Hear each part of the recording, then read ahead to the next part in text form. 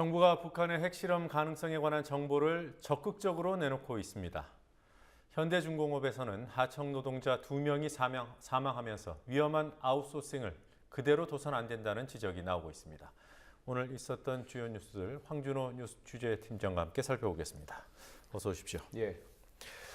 자, 북한의 4차 핵실험 임박했다는 소식들이 어제부터 나오고 있고요. 언론들이 대대적으로 보도를 합니다. 네, 가능성이 있는 얘기입니까? 예, 핵실험은 기술적인 준비도 중요하지만 고도의 정치적인 판단에 따라서 하는 거기 때문에 전망하기가 굉장히 힘들고 전문가들의 의견도 현재 크게 갈리는 상황입니다. 예. 북한이 움직임만 보이다가 그만둘 수도 있고 또 느닷없이 할 수도 있는 그런 상황입니다.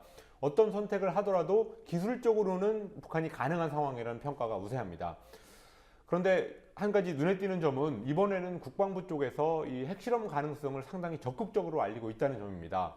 정부가 통상적으로 핵실험이라든지 어떤 북한의 군사 동향 여기에 대해서는 물어보면 정보사항이라서 답할 수 없다. 이런 답을 하는 게 교과서적인 답변입니다. 예. 그렇지만 국방부 관계자가 오늘 핵실험이라는 항공 티켓을 사서 오픈된 상태로 언제든 비행기를 탈 수 있는 상황이다. 이런 표현을 썼습니다. 항공 티켓을 사서 오픈된 상태로 언제든 비행기를 탈 수 있다. 언제든 실험을 할 수 있다. 뭐 이런 얘기군요. 그렇습니다. 네. 어떤 의도가 있는 거죠? 의도를 말하기는 굉장히 조심스럽습니다. 그렇지만 어제도 매우 이례적인 상황이 있었는데요. 북한에서 큰 것 한 방을 준비하고 있다라는 북한 내부의 발언을 우리가 도감청했다. 이런 내용까지 밝히는 것. 이거는 정말 과거에는 없던 상황인 것만큼 분명합니다. 또 청와대가 사이버 사령부 대선 개입 의혹의 핵심 인물로 꼽혀온 연재욱 국방비서관을 어제 청와대 밖에 다른 자리로 발령을 냈었는데 그러면서 그 비계된 국방비서관의 공석 이것을 아직도 안 채우고 있는 것도 핵실험 동향이 있다는 이때의 정상적인 상황은 아닌 것 같습니다. 이 점은 실제로 북한이 핵실험을 하건 안 하건 물론 안 하도록 최대한 외교 노력을 해야 되겠지만 그 문제와는 별도로 반드시 짚고 넘어가야 될 부분인 것 같습니다. 네. 이런 것들을 이렇게 알리면 핵실험을 막을 수 있습니까? 핵실험은 외교 노력, 북한과 직접적인 외교 노력을 해야 되는데 오늘 같은 경우에도 박근혜 대통령이 시진핑 중국 국가주석한테 전화를 걸어서 좀 막아달라 이런 부탁을 하는 그런 외부에 부탁을 하는 그런 상황으로 가고 있습니다. 네. 자, 현대중공업에서 그제였죠. 하청업체 노동자들이 사고로 사망하는 일이 있었습니다. 이 소식 전해 주십시오. 예, 그저께 오후 울산 현대중공업 액화석유가스 운반선에서 불이 나서 하청업체 노동자 2분이 사망했습니다. 현대중공업에서는 3월 7일 이후로 계열사 3곳에서 사망사고가 총 5번이 일어났고 그 사고에서 전체 사망자가 6명이었습니다. 전부가 다 하청업체 직원들이었습니다.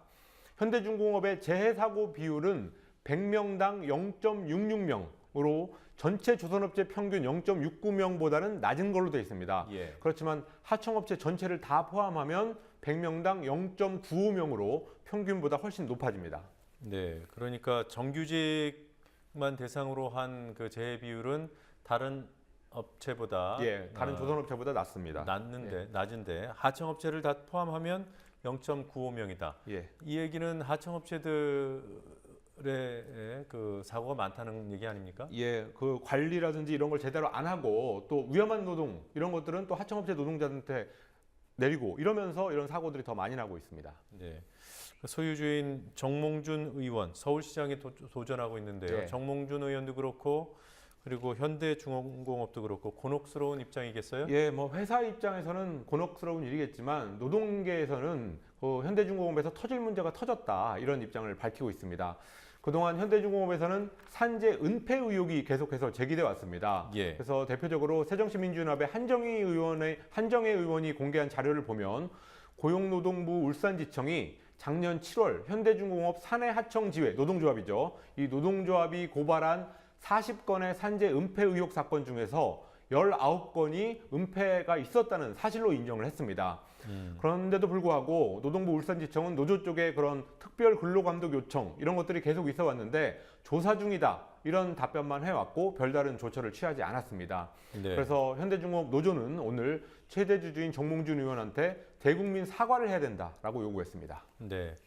자, 아들의 부적절한 페이스북 글에 대해서는 대국민 사과를 했어요. 이 문제에 예. 대해서는 어떻게 나오는지 지켜봐야 되겠습니다. 지켜봐야 될 것 같습니다.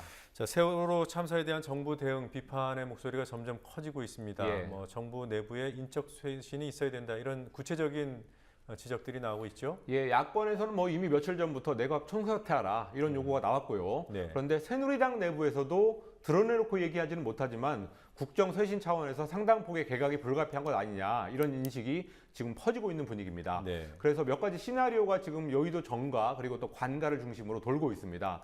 첫 번째는 정홍원 국무총리를 비롯해서 이번 사태에 직접적인 책임이 있는 장관들을 교체해야 된다 이런 시나리오가 있습니다.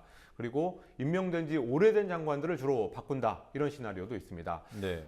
문제는 타이밍인데요. 원래는 육사지방선거 결과를 보고 개각의 폭을 결정한다. 개각도 그때 하고 그 폭도 결정한다라는 계획이 있었다고 합니다.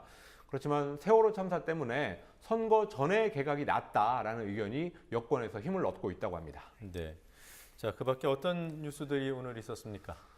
오바마 미국 대통령이 오늘 일본을 국빈 방문하기에 앞서서 일본 언론하고 인터뷰를 했습니다. 그런데 중국과 일본이 영토 분쟁을 하고 있는 센카쿠 열도에 대해서 미일 안보 조약의 대상이다. 즉 일본이 공격을 받으면 미국이 도와주겠다라고 말해서 오늘 중국이 강력하게 반발했습니다.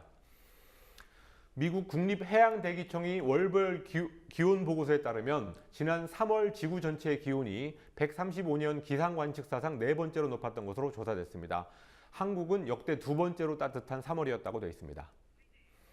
일반 직장인은 소득의 100%가량이 세원으로 노출된 만큼 유리지갑인 반면에 고소득층을 중심으로 한 자영업체들은 소득의 63%만 신고한 것으로 한국은행 조사 결과 나타났습니다. 네. 자, 오늘 여기까지 듣겠습니다. 수고했습니다. 예.